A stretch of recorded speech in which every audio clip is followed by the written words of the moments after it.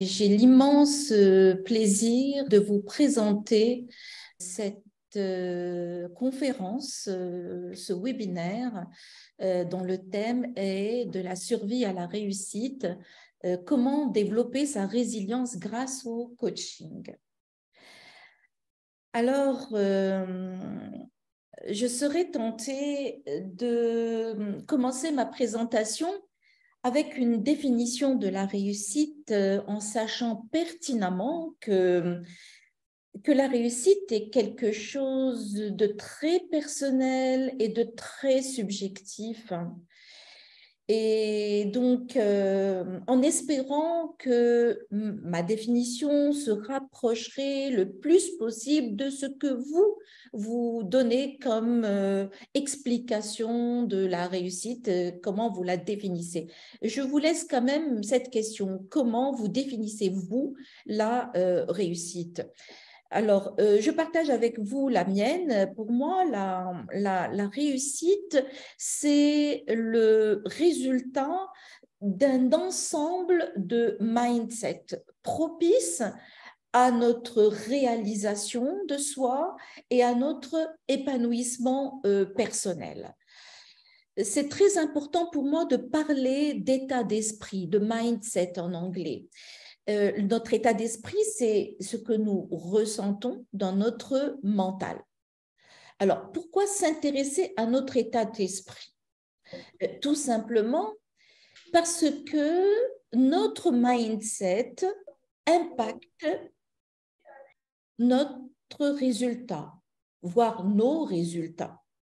Donc, nos résultats sont déterminés par notre façon de penser. Nous pouvons posséder toutes les connaissances du monde et toutes les compétences et toutes les qualifications si notre esprit est chargé de doutes, d'incertitudes, si on se sent au plus bas, nous aurons une plus forte probabilité de rencontrer des difficultés ou des échecs. Et nous aurons aussi des difficultés à gérer le stress, car ces échecs vont provoquer du stress et nous aurons du mal à nous relever. Donc, un état d'esprit morose, comme vous l'avez bien compris, est un véritable obstacle à l'exploitation de nos capacités naturelles et limite grandement notre potentiel. Pour vous donner un exemple, lorsque j'ai accompagné notre championne marocaine alpiniste Bouchra Baïbano pour son projet des 7 sommets, les 7 sommets les plus hauts du monde sur les 7 continents, qu'elle a réussi, c'est un réel exploit. Je me rappelle qu'elle avait aussi bien investi son temps dans sa préparation mentale que dans sa préparation physique. Et nous avons travaillé ensemble pendant plusieurs séances à développer un état d'esprit de vainqueur, de gagnant. Un athlète, c'est comme un entrepreneur. Même un entrepreneur, s'il a envie de réussir son projet, il a besoin de développer cet état d'esprit gagnant. Et c'est ce qui l'a vraiment aidé, parce que vous savez qu'en haute montagne, à 8000 mètres et plus, c'est au-delà de 8000 mètres, l'Everest, elle devait faire face à un environnement très rude, à des conditions climatiques extrêmes, et elle a su, grâce à ce travail d'accompagnement, elle a su faire face à l'adversité, et donc elle a réussi à relever le défi de l'ascension de l'Everest. Tout cela pour vous dire que quel que soit notre projet, qu'on soit alpiniste ou entrepreneur ou manager, nous faisons face à des défis quotidiens et que la préparation mentale va faire toute la différence. Donc, on a besoin, donc, avant l'événement, de se préparer aux imprévus et de préparer et de développer un mindset qui va nous aider à faire face à cette adversité. Et ce que nous pensons, ce que nous faisons et ce que nous obtenons sont intimement liés. Notre état d'esprit, c'est-à-dire notre façon de penser, ce que nous pensons, il est composé de notre état interne, il est composé de nos attitudes, de notre manière d'être, notre posture, de tous nos processus de pensée. Eh bien, cet état d'esprit va produire des actions comportementales externes, visibles, et nos actions vont produire à leur tour des résultats dans le monde extérieur. Donc, nos actions conditionnent les résultats que nous obtenons et le niveau de satisfaction par rapport à notre vie. Donc, plus nous allons opter pour des comportements positifs, mieux seront nos résultats. Voici une première parenthèse sur la réussite et comment aller cheminer vers des résultats positifs qui nous approchent de nos objectifs. Donc, vous l'avez compris, notre façon de penser fait de nous ce que nous sommes et ce que nous obtenons.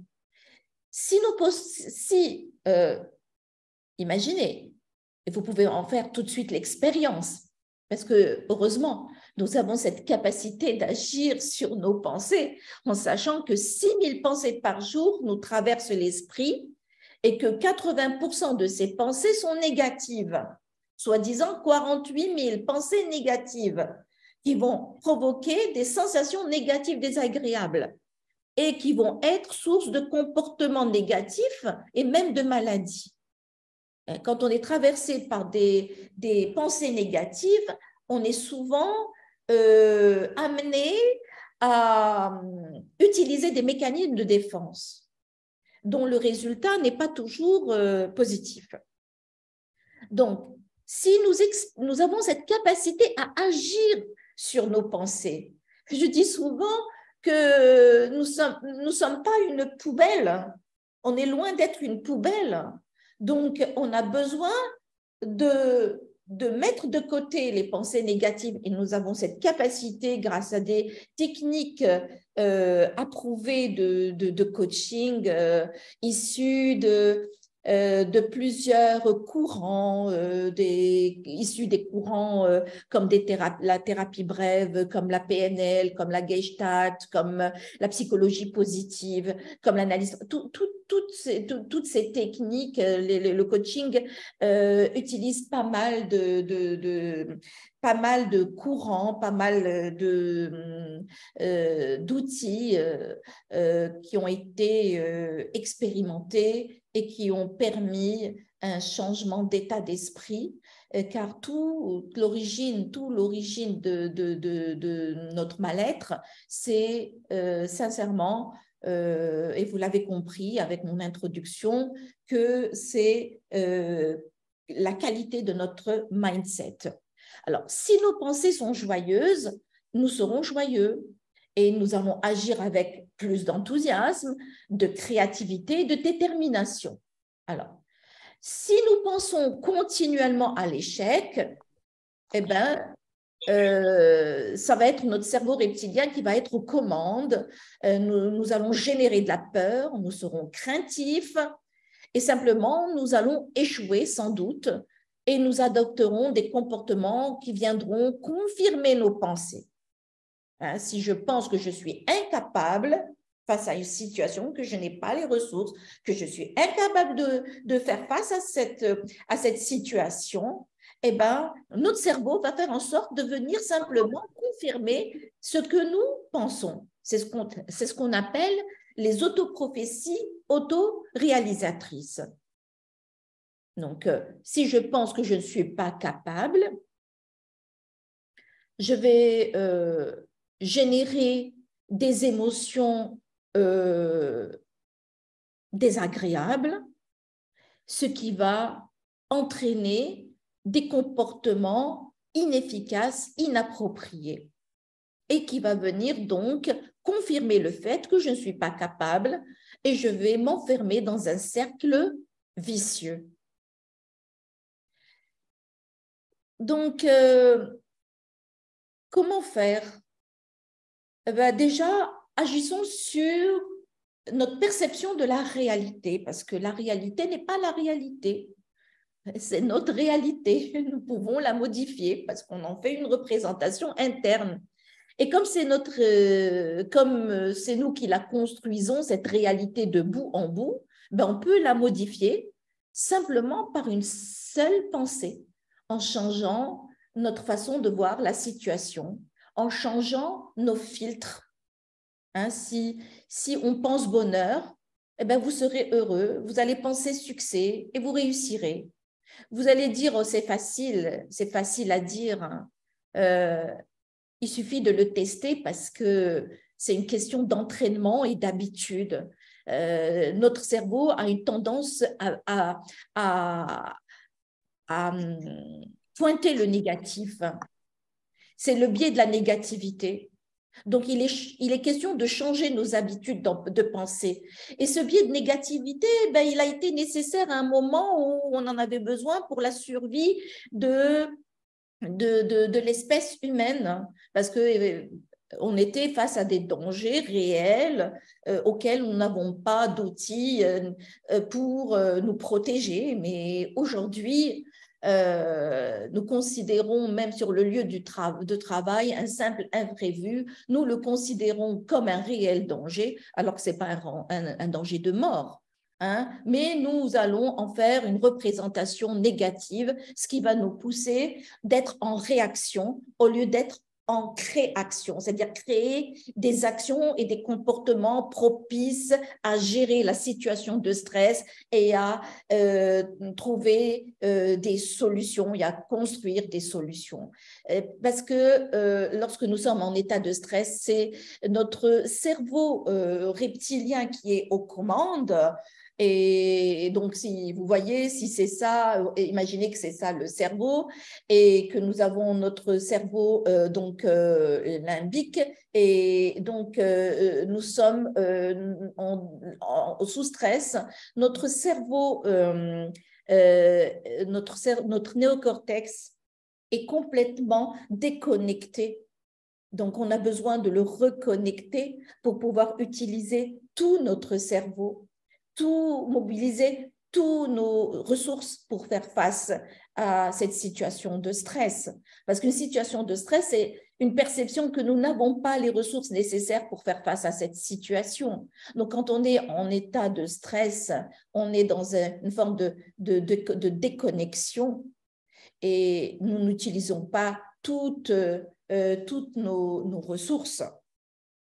Le coaching va ramener cet état de calme qui va permettre à la personne de se reconnecter à son plein potentiel, en sachant que la créativité va jouer un très grand rôle dans la gestion des difficultés et des imprévus.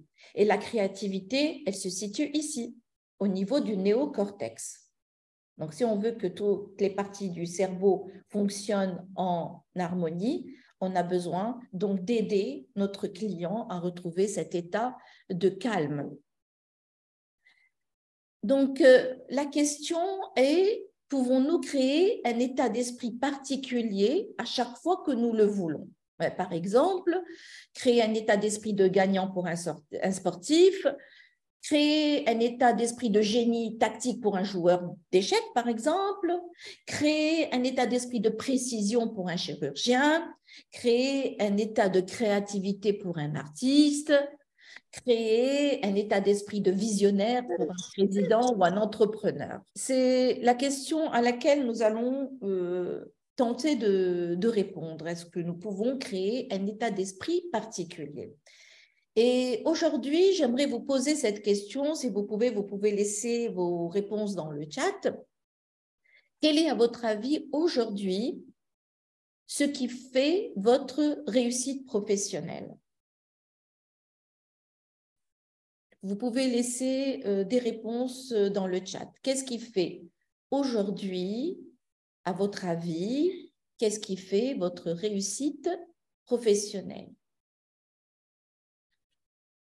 Je vais donc lire vos réponses.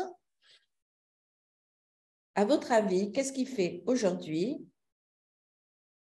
votre réussite professionnelle?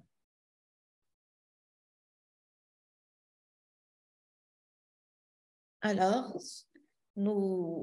voilà, donc Wafa me parle de polyvalence, psychologie, persévérance, passion,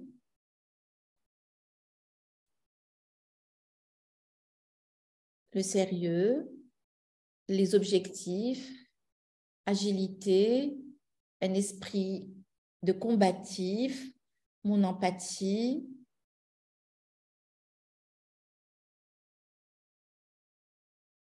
En fait, c'est un esprit de combatif. La persévérance,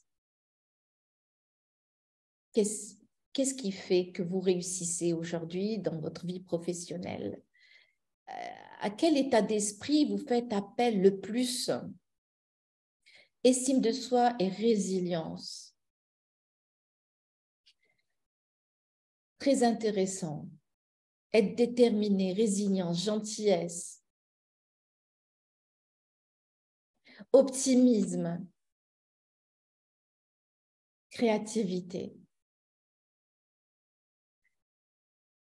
Donc, vous voyez, vous n'avez pas parlé d'intelligence, vous n'avez pas parlé de travailler de très longues heures, vous n'avez pas parlé de prendre des engagements supplémentaires, d'aller au-delà des exigences de votre poste. Il est revenu dans votre réponse le sujet d'aujourd'hui qui est comment développer un état de résilience.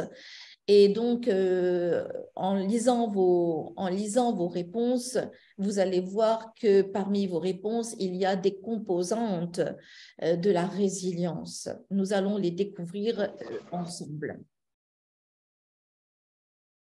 Donc, qu'est-ce qui se passe aujourd'hui? Nous sommes dans un contexte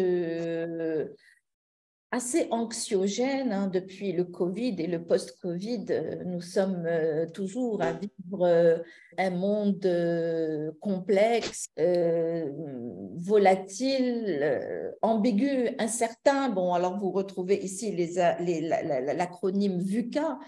Et ce contexte actuel qui ne nous permet pas d'avoir assez d'informations sur la situation que nous vivons, comment aller vers plus de plaisir dans notre travail, comment retrouver un état d'esprit résilient, comment être optimiste, comment être fier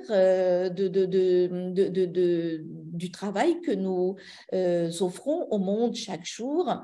Eh bien, nous allons le voir. Avant tout, je voudrais aussi vous poser une autre question, on a compris que la résilience va être un état d'esprit ou une qualité ou un processus, nous allons voir, très important pour faire face aux difficultés que nous traversons au quotidien. Donc, on pourrait commencer par réfléchir à des personnalités publiques ou historiques que vous pouvez vous qualifier de résilientes. Donc, je vous laisse réfléchir, donner quelques exemples.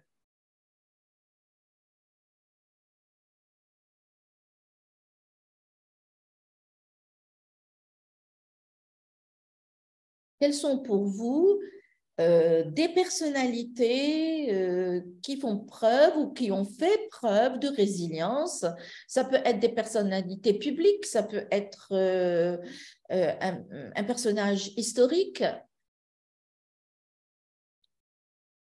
Oui, oui, oui.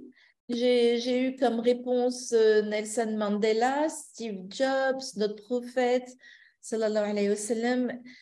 Effectivement, effectivement, toutes ces personnes qui ont traversé des moments rudes, des moments, on appelle ça des moments de leadership, parce qu'en fin de compte, c'était des leaders, hein, ils ont fait preuve de self-leadership et de clairvoyance, et ils ont fait preuve de résilience.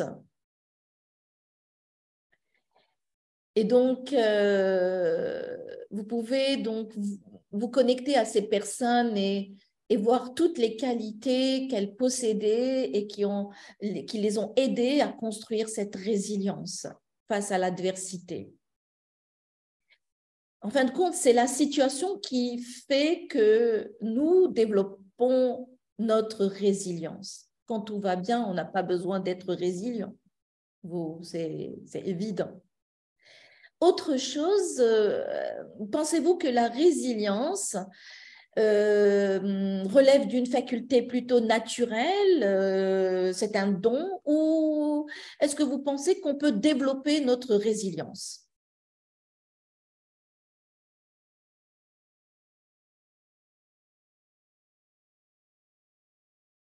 On peut développer notre résilience, oui, on peut la développer, oui. Alors déjà, bravo, bravo, parce que le fait simplement de croire que vous pouvez développer votre résilience va vous aider à monter au niveau de l'échelle de votre capacité à être résilient face aux imprévus de la vie. Donc ça, c'est déjà un point de départ. C'est très important de dire oui, nous pouvons faire face à l'adversité, nous pouvons développer notre capacité à faire face à l'adversité. Effectivement, vous avez parlé de Steve Jobs. Comme vous le savez, Steve Jobs a été atteint d'un cancer du pancréas. Et il a continué à jouer de son charisme à la tête de Apple. Et il a gardé sa pleine créativité jusqu'au dernier mois de sa vie. Et donc, c'est un bel exemple de résilience. J'ai choisi pour vous aussi Usain Bolt, Usain Bolt qui est un sprinter jamaïcain et c'est un des plus rapides du monde. Et ben lui, il a été disqualifié pour faux départ. Imaginez, en pleine compétition mondiale, il a été disqualifié.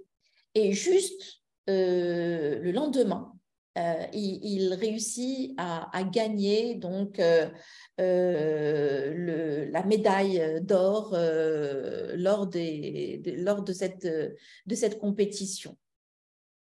Donc, vous voyez autour de nous pas mal d'exemples.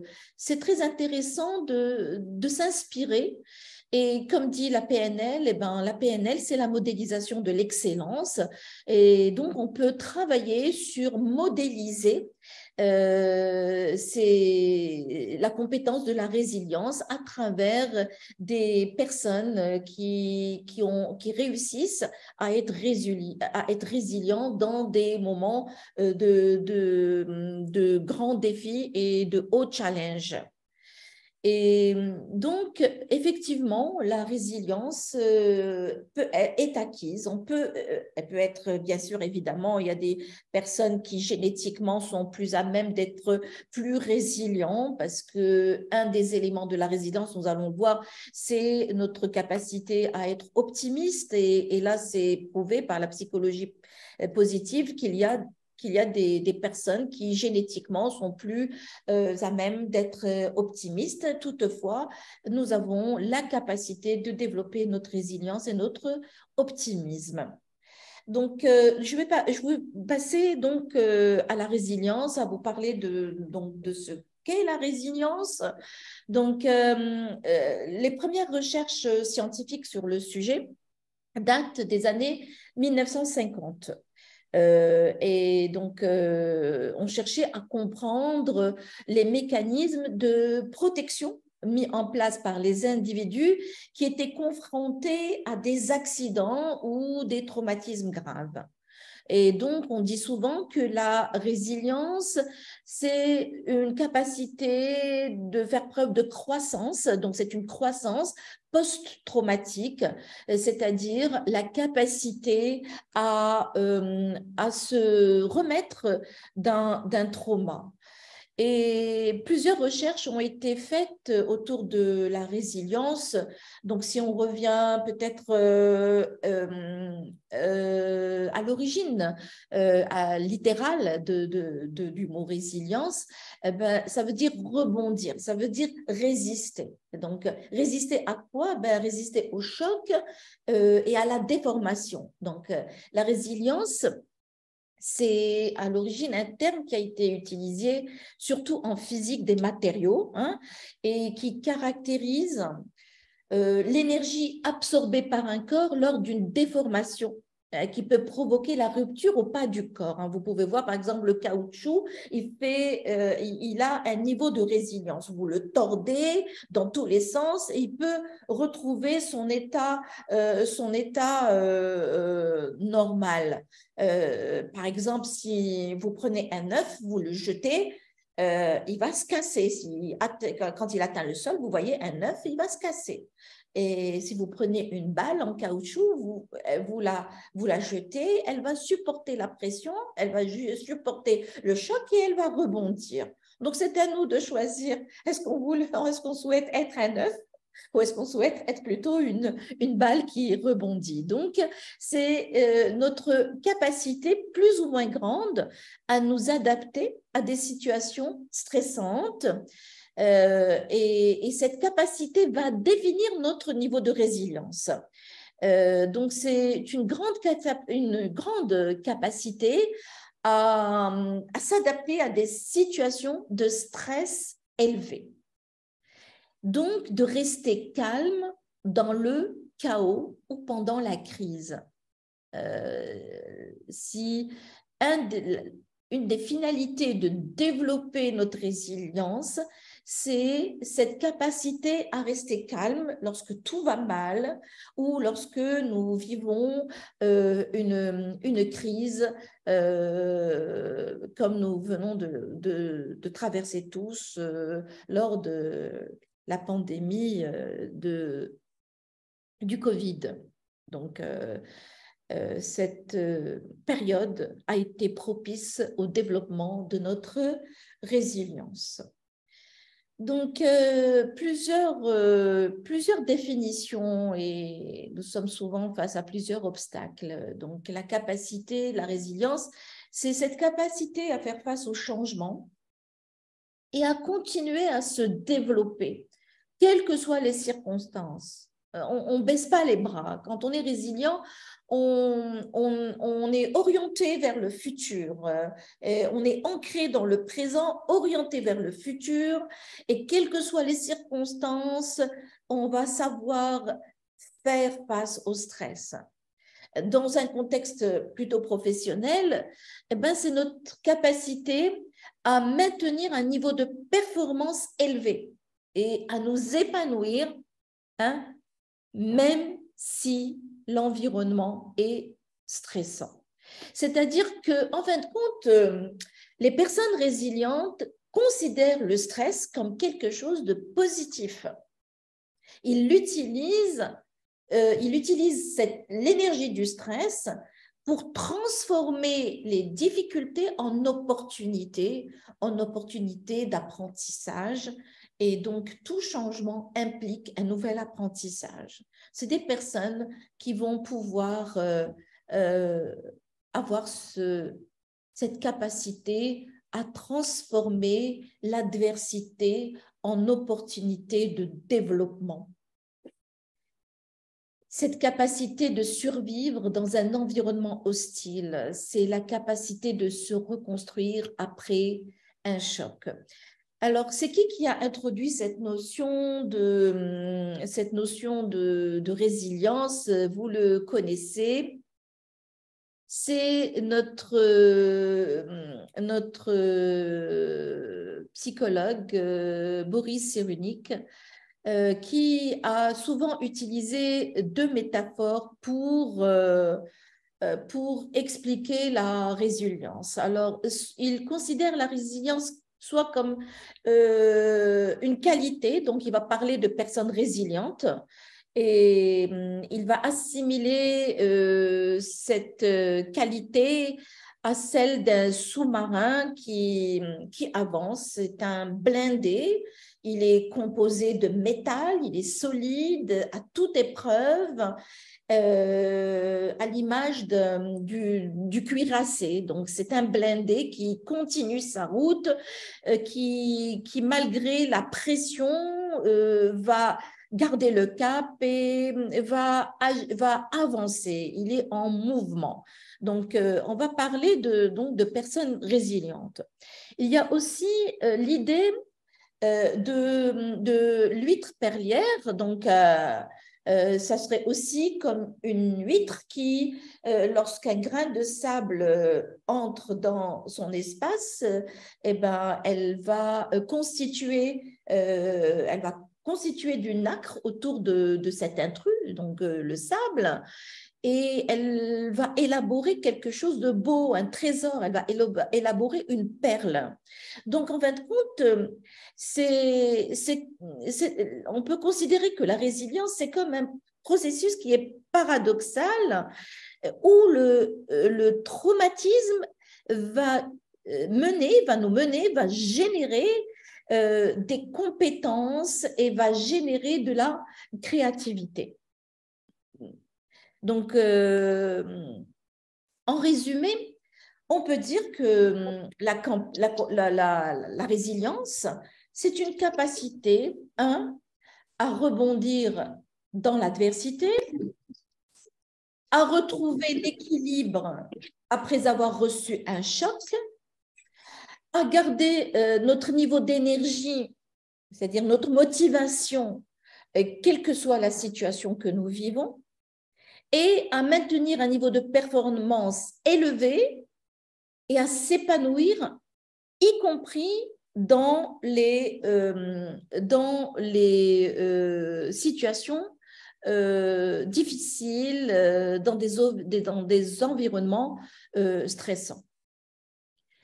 C'est un thème et une compétence, comme a dit notre ami Rim. Effectivement, c'est une compétence très importante qui fait partie des soft skills aujourd'hui et qui est intéressante parce qu'il y a beaucoup de bénéfices à développer notre résilience, parce qu'elle va nous aider à développer notre capacité à nous adapter au changement, à faire face à l'adversité, à récupérer rapidement et, comme je l'ai dit, à maintenir un état d'équilibre. Donc, c'est une véritable force.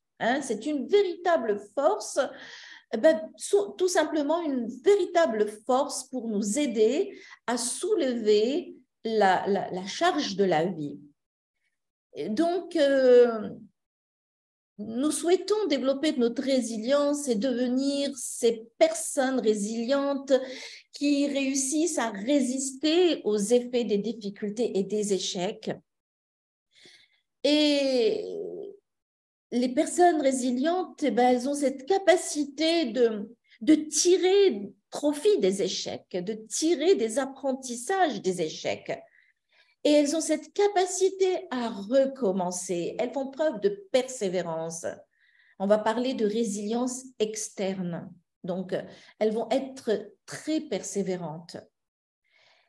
C'est des personnes qui connaissent leurs valeurs, qui s'apprécient. On va parler là de résilience interne. Elles ont cette capacité d'avoir confiance en eux-mêmes. Elles ont aussi la capacité d'avoir confiance en l'autre. Elles ont la capacité de s'imaginer l'avenir et de l'imaginer sous l'angle de l'optimisme. Elles ont une vision de l'avenir positive. Elles peuvent imaginer l'avenir. Elles ont cette capacité de penser orientée solution. Donc, elles vont avoir une pensée plutôt à chercher et à construire des solutions. Et tout ça va nous amener donc à définir les 6 compétences, les 6 composantes de la résilience. Donc, c'est très important de retenir cela. Et vous allez voir, vous allez faire un lien direct avec ce que le coaching peut apporter. La conscience de soi. Une des composantes de la résilience, c'est la conscience de soi. C'est reconnaître ses schémas de pensée, de reconnaître ses émotions, de reconnaître ses comportements, de savoir identifier les signes de faiblesse, les signaux faibles, qu'on appelle ça les signaux faibles d'une crise. On a assez de calme, de clairvoyance pour être alerte et faire preuve de clairvoyance et d'identifier les signes avant que la crise ne se déclare. Donc, on se prépare. Quelqu'un qui est résilient, il se prépare en avance à un scénario qui peut s'avérer négatif. Et déjà, en imaginant ce scénario négatif avant qu'il n'arrive, il a le temps soit de développer de nouvelles ressources, soit de mobiliser les ressources pour faire face lorsque le problème arrive. Deuxième composante, c'est l'autorégulation. L'autorégulation, eh ben, c'est en rapport avec notre intelligence émotionnelle, notre capacité à réguler nos impulsions, à réguler nos émotions, à exprimer nos émotions de manière appropriée. Donc, l'autorégulation fait partie de l'intelligence émotionnelle ainsi que la conscience de soi. Et l'intelligence émotionnelle peut être développée grâce à l'accompagnement du coaching. Troisième composante, hein, l'optimisme. Je ne connais pas de personne résiliente qui ne soit pas optimiste. Une personne résiliente est par définition optimiste. Elle va savoir identifier et chercher ce qui est positif dans la situation. Elle va rester réaliste. Elle ne va pas être submergée par des pensées catastrophiques. Donc, elle ne va pas aller rendre les choses plus catastrophiques qu'elles ne le sont. Hein. Donc, elle va faire preuve de confiance en soi et dans les autres et surtout maintenir l'espoir. C'est très important. Toujours maintenir l'espoir, avoir l'espoir d'être capable de sortir de la situation et rien ne dure. Vous comprenez, si vous voyez ça sur une échelle de temps, quel que soit le drame que nous vivons, si ce drame, vous y pensez le jour même ou dans une semaine ou dans un an ou dans 10 ans ou dans 20 ans, vous voyez, si vous le voyez sous la loupe du temps, vous allez considérer et vous allez réussir à le relativiser, car rien ne dure, même pas, heureusement, rien ne dure, ni problème, ni calme. C'est la vie, hein, c'est le mouvement, c'est le changement, et c'est ce qui fait que nous sommes des êtres vivants et que nous sentons la vie nous traverser, c'est parce qu'il y a ce changement. Je n'imagine pas un monde plat où tout va bien, où tout est... c'est pas en notre faveur parce que nous sommes des êtres qui, de façon naturelle, souhaitent évoluer. Et une situation de confort ne nous permet pas d'évoluer et ne répond pas à ce besoin d'évolution qui est en nous, Donc, quatrième composante, c'est être agile mentalement. Hein, c'est le contraire de la rigidité. Donc, être souple, être capable de changer de point de vue, prendre le point de vue des autres. C'est très important donc de faire preuve de cette agilité mentale. La cinquième, c'est la force de caractère. Force de caractère, eh ben, c'est d'avoir conscience de nos points forts et de ceux des autres et de s'appuyer dessus. C'est très important de connaître nos points forts et de pouvoir s'appuyer aussi sur les points forts des autres. Et dernier élément, et ça c'est très important, on ne peut pas être résilient si nous ne réussissons pas à nous connecter aux autres. Hein? Donc, ces 6 composantes, c'est les chercheurs, ce sont des chercheurs de l'Université de Pennsylvanie et qui les ont déterminées. Donc, la connexion aux autres, ben, c'est être capable de créer des relations fortes. Et ça passe par la communication positive, et ça passe par l'altruisme, et ça passe par la capacité à demander de l'aide. C'est très important. On ne peut pas être résilient tout seul. Non. Donc, les personnes résilientes, elles vont simplement se poser la question toute simple. Parce que quand on se pose les bonnes questions, on trouve les bonnes réponses. Et vous donnez une direction à votre cerveau à vous donner la bonne réponse. Quand quelque chose va mal, dites comment vais-je rebondir? Tout simplement. Qu'est-ce que je vais créer? Quelqu'un d'optimiste, il est orienté solution, il va se dire, mais dans cette situation, qu'est-ce que je peux créer et qui puisse agir sur cette situation? Comment vais-je rebondir?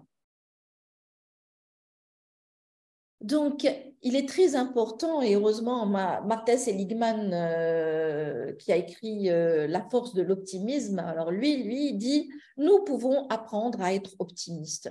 Hein, parce que être optimiste, eh ben, c'est apprendre, c'est développer l'art d'anticiper favorablement les événements et croire profondément à une issue positive. C'est fondamental.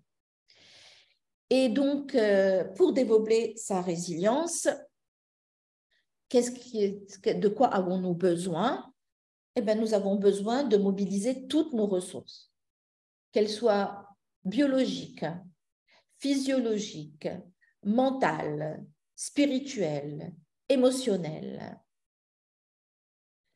et aussi sociales. Donc, nous avons besoin de mobiliser toutes nos ressources. Et les ressources externes, on va parler donc d'aide externe dans notre capacité à rentrer en connexion et à demander de l'aide. Hein? Donc, pourquoi mobiliser toutes ces ressources? Eh bien, tout simplement, ça va nous aider à retrouver notre puissance. Elle est toujours là, notre puissance. Sauf des fois, elle est voilée. Donc, nous reconnecter à notre puissance intérieure pour nous mettre en mouvement, pour aller de l'avant. D'autre part, Boris Cyrulnik parle de tuteur de résilience. Et là, je vais faire le lien avec le coaching. Donc, il dit qu'il est très important qu'il y ait la présence de tuteurs de résilience autour de soi. Qu'est-ce que ça veut dire? Eh bien, pour nous aider dans ce processus de résilience, l'aide d'un psychothérapeute, d'une sœur, d'un frère, d'un ami, d'une assistante sociale, d'un coach sont les bienvenus. Et nous allons voir que ces tuteurs de résilience ont des caractéristiques. Et Jacques Leconte a identifié certaines qualités principales chez ces tuteurs de résilience. Entre autres, ces tuteurs de résilience ont une attitude positive. Ils sont dans l'absence de jugement envers les individus en souffrance. Ils sont dans le non-jugement. Ces tuteurs de résilience manifestent de l'empathie et de l'affection. Ces tuteurs de résilience s'intéressent prioritairement au côté positif de la personne. Ils vont aller pointer ce qui va bien, ils vont aller pointer les talents, ils vont aller pointer les ressources, ils vont aller donc pointer ce qui va bien chez la personne. Hein? Et c'est ce qui va permettre de renforcer ces qualités chez la personne. Ils vont laisser à l'autre la liberté de parler ou de se taire. Donc, un respect total de la personne qui est en souffrance ou qui est sous stress. Elles vont respecter le parcours de résilience d'autrui, chacun son rythme. On ne peut pas forcer les choses. Quand on aide quelqu'un, on ne peut pas le forcer à aller plus vite. Il a son propre rythme et donc nous devons faire preuve d'une grande patience, d'une grande tolérance pour pouvoir l'accompagner sur le chemin de la résilience. Et ce tuteur de résilience va faciliter l'estime de soi. Il va l'aider à rehausser sa valeur, sa propre valeur. Et ils vont surtout éviter des gentilles phrases des fois qui font mal. Hein. Oh, ce n'est rien. Non, non. Si on dit oh, ce n'est rien, alors que la personne vient de vivre un traumatisme ou vient de vivre une démission ou vient de quitter son job ou que son entreprise a fait faillite, c'est pas le moment de dire oh, mais ce n'est rien, ça va passer. Non. Donc, très important d'éviter ce genre de phrases et de ne pas être dans le jugement et de ressentir les choses à la place de l'autre. Non, c'est l'autre qui est en train de vivre une situation et qui la ressent et d'être dans le respect total de ce que l'autre pense, ressent pour pouvoir l'amener à percevoir la situation autrement, sous un autre angle. On va élargir son champ de perception pour l'aider à rebondir. Donc, coacher la résilience, aider les personnes à développer leur résilience, je dis oui, nous pouvons aider les personnes à apprendre à être résilients et les coachs qui sont aujourd'hui ici présents, je suis sûre qu'ils ont trouvé beaucoup de similitudes entre les qualités d'un coach, de ce qu'ils sont eux en tant que coach et de ces tuteurs de résilience dont parlent Boris et Jacques Lecomte.